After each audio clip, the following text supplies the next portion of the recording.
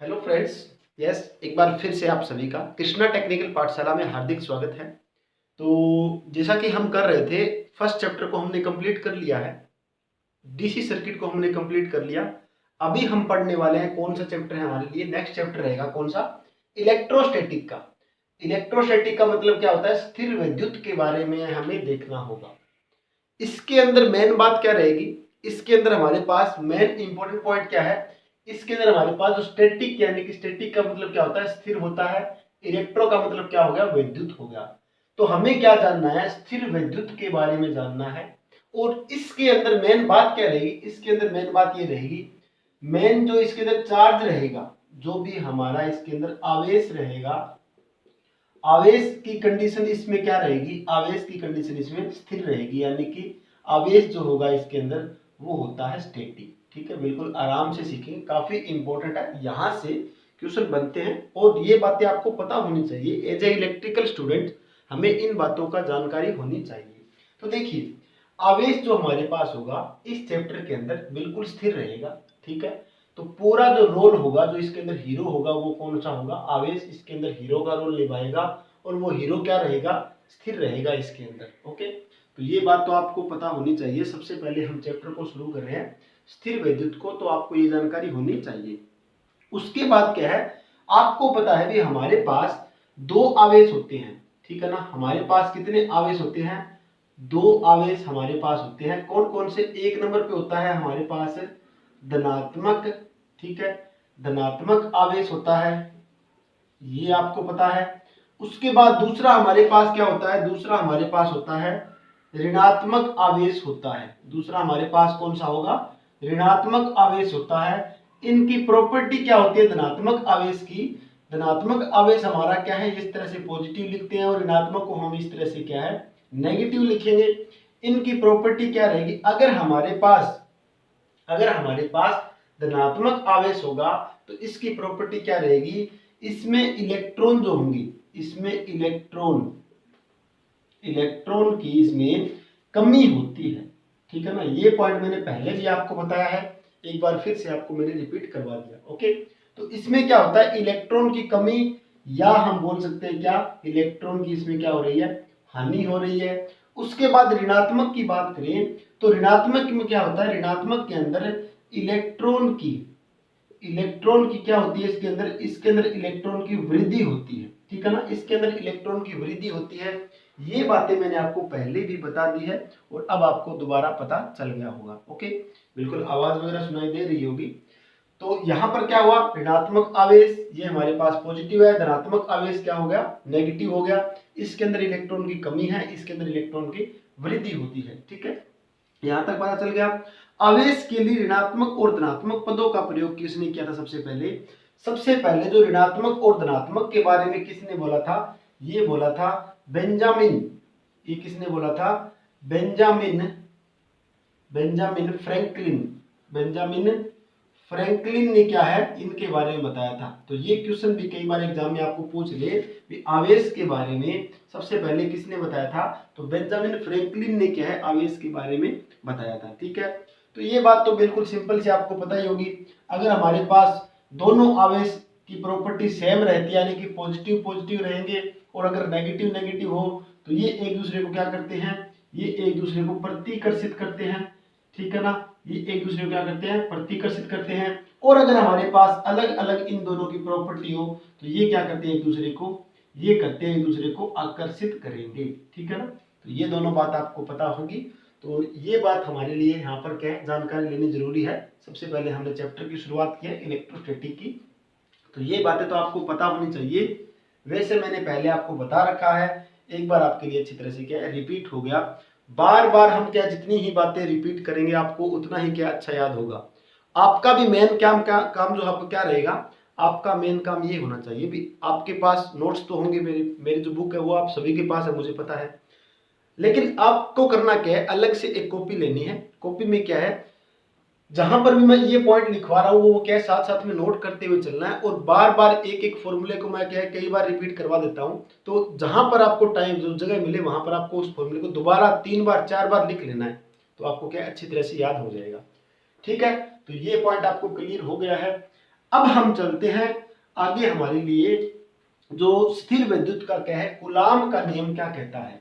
तो इस चैप्टर में हमारे लिए इंपॉर्टेंट पॉइंट क्या रहेगा, कूलाम का नियम सबसे लिए इंपॉर्टेंट रहेगा। स्थिर विद्युत के अंदर कूलाम का नियम क्या होता है, इनके बारे में हम जानकारी लेंगे। देखिए, तो देखिए कूलाम का नियम हमारे पास क्या होगा। देखिए, स्थिर विद्युत में कूलाम का नियम, ठीक है। तो कूलाम ने क्या है, दो नियम दिए थे, ठीक है। तो कूलाम ने क्या है, स्थिर विद्युत वाले चैप्टर के अंदर दो नियम के बारे में बताया था। कौन कौन सा नियम है, एक तो है फर्स्ट नियम, ठीक है ना। कूलाम का क्या है, फर्स्ट नियम, कूलाम का फर्स्ट नियम ध्यान रखना। और दूसरा हमारे पास क्या रहेगा, कूलाम का क्या रहेगा, सेकंड नियम, जो हमारे लिए इंपॉर्टेंट रहेगा, सेकंड वाला काफी ज्यादा, ठीक है। तो फर्स्ट नियम में क्या है, इस नियम के अनुसार क्या है, आवेश को क्या है, एक दूसरे को आकर्षित और प्रतिकर्षित करने का जो गुण हमें प्राप्त होता है, वो हमें कौन से नियम से मिलता है, वो हमें मिलता है पहले नियम से। तो क्या होगा, इस नियम में हम आवेश के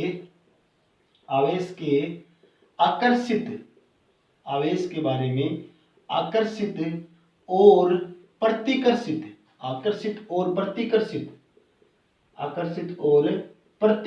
के बारे में हम जानकारी लेते हैं। तो इन्हें बोलते हैं हम क्या, फर्स्ट नियम। तो आपको पूछ ले भी कूलाम का पहला नियम क्या बोलता है, तो कूलाम का पहला नियम ये बोलेगा कि हम क्या जानेंगे इनके बारे में, आवेश के बारे में, भी किस तरह से उसके अंदर आवेश का जो है वो बल उत्पन्न हो रहा है आकर्षित का, और किस तरह से आवेश के अंदर क्या है, प्रतिकर्षित का बल उत्पन्न हो रहा है। तो ये हम जानेंगे किसके अंदर, हमारे लिए क्या है, कूलाम का फर्स्ट नियम ये पता होना चाहिए, ठीक है। तो ये बात तो आपको आराम से पता चल गई कि क्या होता है कूलाम का फर्स्ट नियम। अब चलते हैं कूलाम के सेकंड नियम के अंदर, और काफी इंपॉर्टेंट रहेगा कूलाम का हमारे लिए सेकंड नियम, ठीक है ना। तो हम बात करते हैं कूलाम का द्वितीयक नियम, यानी सेकंड नियम,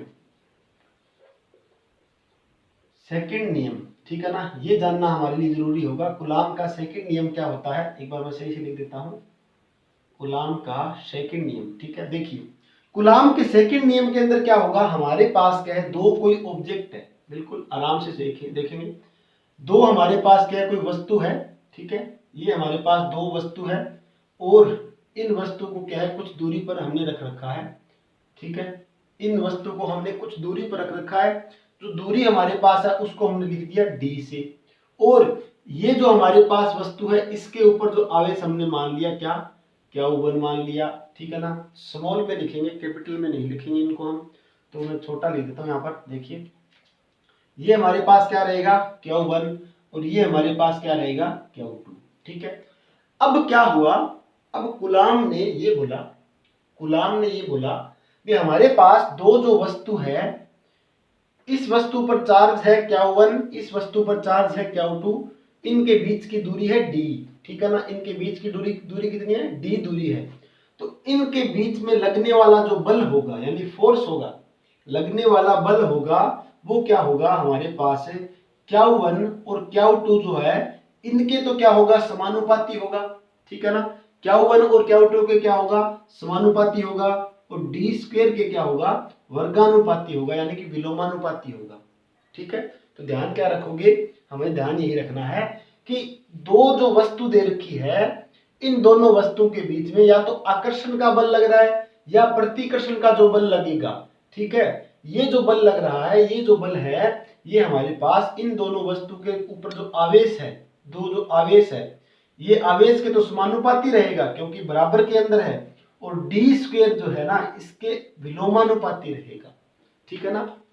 तो कूलाम ने तो ये बात बोल के यहाँ तक क्या है, छोड़ दी थी। उसके बाद हमें तो समझ आ गया भी ये बात ठीक है, बिल्कुल सही तरह से समझ आ गया भी कूलाम का सेकंड नियम क्या होता है।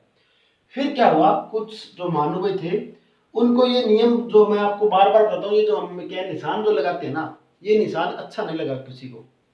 तो अच्छा नहीं लगा तो इस निशान को तो हटाना पड़ेगा, तो हटाएंगे तो क्या करेंगे, हम यहाँ पर बराबर का निशान लगा देते हैं, क्योंकि हम जो है बोलते भी ये निशान हमें समझ नहीं आ रहा। एक ये याद करने का तरीका है, मैं आपको बता रहा हूँ, ठीक है ना। भी हमें क्या है, इस निशान को देखने में थोड़ी सी दिक्कत हो रही है, समझ नहीं आ रहा ये निशान क्या है, तो इसके जगह हमने बराबर का निशान लगा दिया।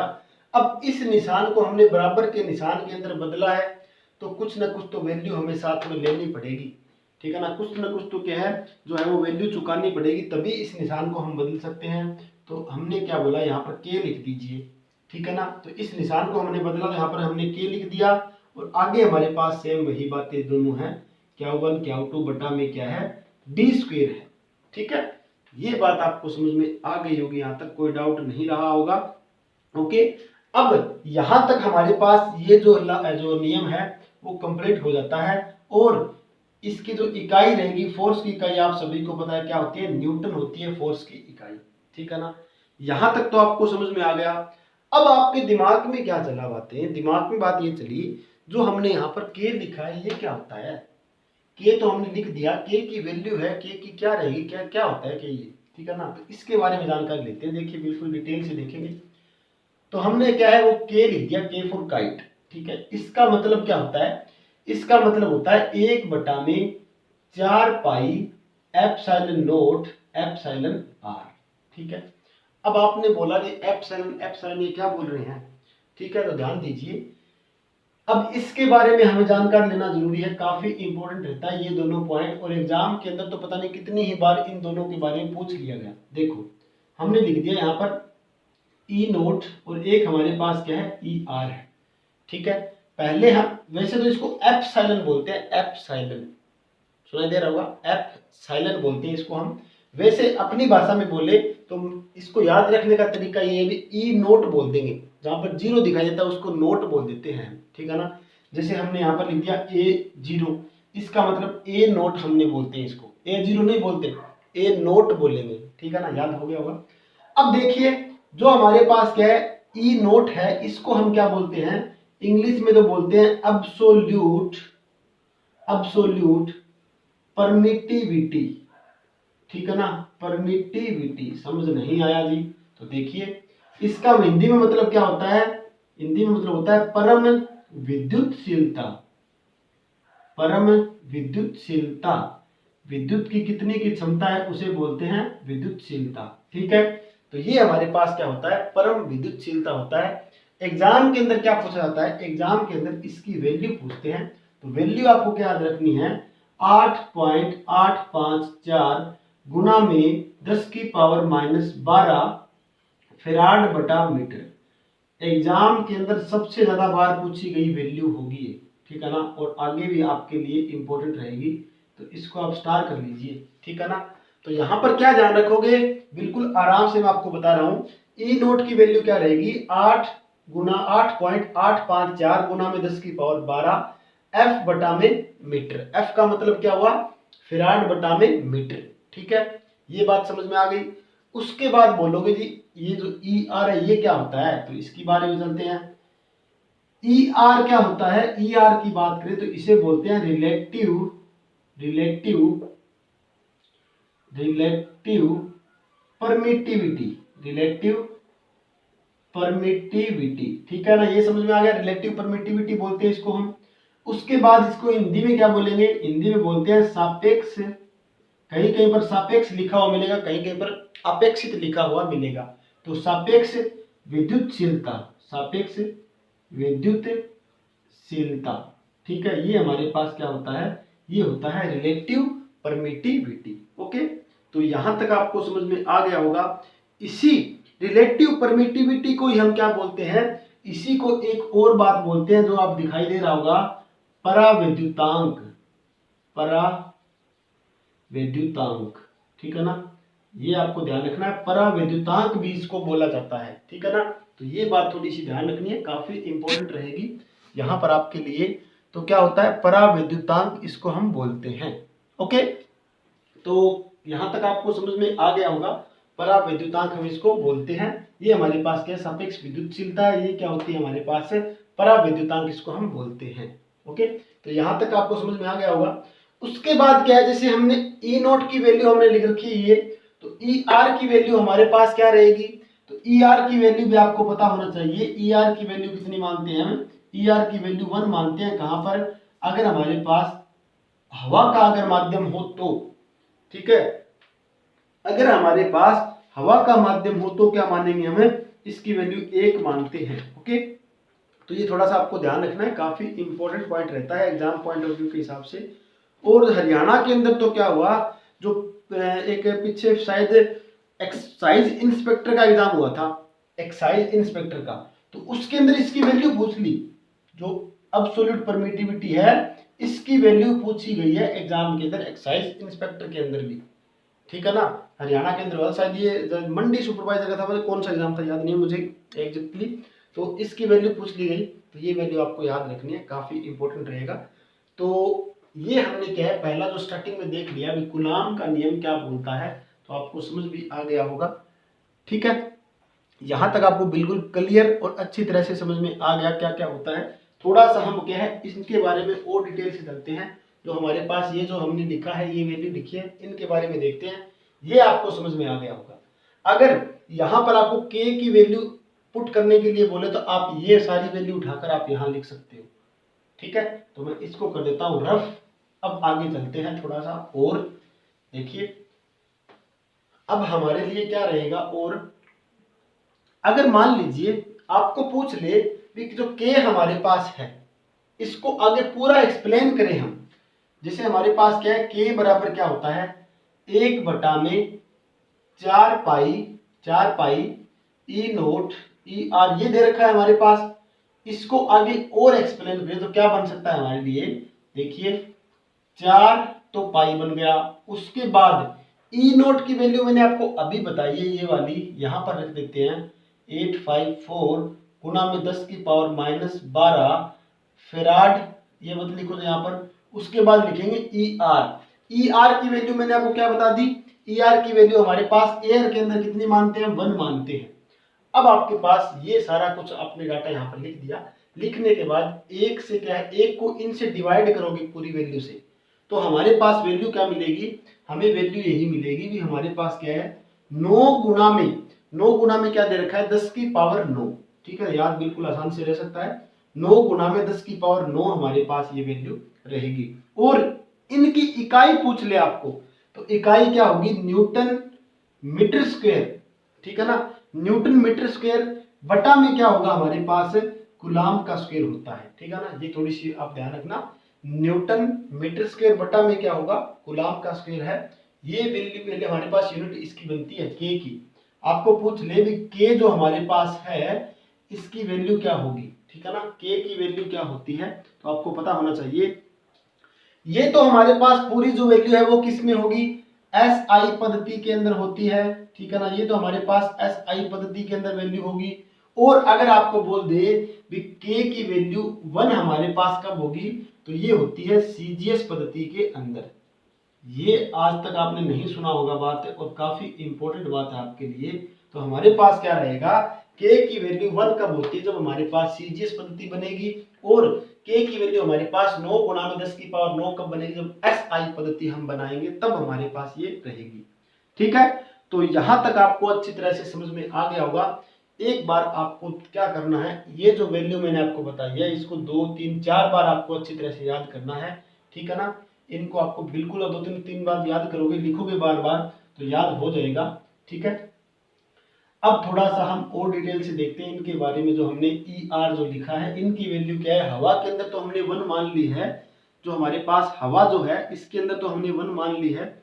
अगर हमारे पास कोई धातु की बात आ जाए, कोई भी हमारे पास धातु के अंदर, धातु के लिए हम वैल्यू क्या मानेंगे, किसकी ई आर की, तो उसके अंदर क्या है अनंत वैल्यू मानते हैं, ठीक है ना, कहीं पर आपको नहीं मिलेगा ऐसा मैटर, काफी सिलेक्टेड पॉइंट आपको देखने को मिल रहे हैं, ठीक है। और यहां पर आपको पूछ ले भी हवा के लिए आप बिल्कुल एग्जैक्ट वैल्यू बताइए, हवा के लिए अगर हवा के लिए बिल्कुल हम एग्जैक्ट वैल्यू बताएंगे ई आर की, तो आपको क्या देखने को मिलेगा, ये वाली वैल्यू देखने को मिलेगी 1.0059, ठीक है ना, 1 0 यहाँ पर और है, 1 0 और है, ठीक है ना। वैसे लगभग हम 1 ही मान के चलते हैं, 1 ही लिखते हैं, हर एक जगह लगभग क्या आपको 1 ही देखने को मिलेगा, ठीक है। और हमारे पास जो ई नोट और ई आर जो होता है वो बराबर किसके होता है, ई डायरेक्ट ई के होगा, ठीक है ना, डायरेक्ट ई के बराबर क्या होगा ई नोट ई आर।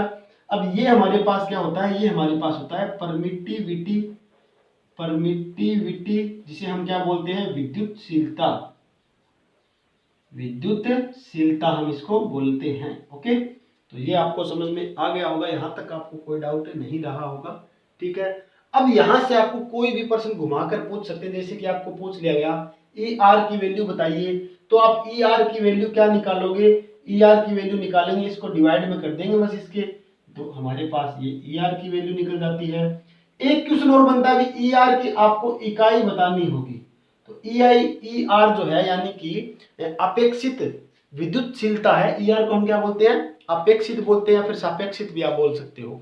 विद्युतशीलता जो हमारे पास है इसकी इकाई क्या होगी, तो इसकी कोई इकाई नहीं होती, कोई इकाई नहीं होती। एग्जाम में कई बार पूछा गया है इसकी इकाई, और बहुत से बच्चे क्या है इसको देखकर कुछ ना कुछ तो इकाई टिक कर देते हैं, लेकिन आपको ध्यान रखना है कि ई आर जो है इसकी कोई इकाई नहीं होती। दिल्ली मेट्रो का एग्जाम होता है, वहां पर डायरेक्ट पूछा गया ये क्वेश्चन, ठीक है ना, तो ध्यान रखना है।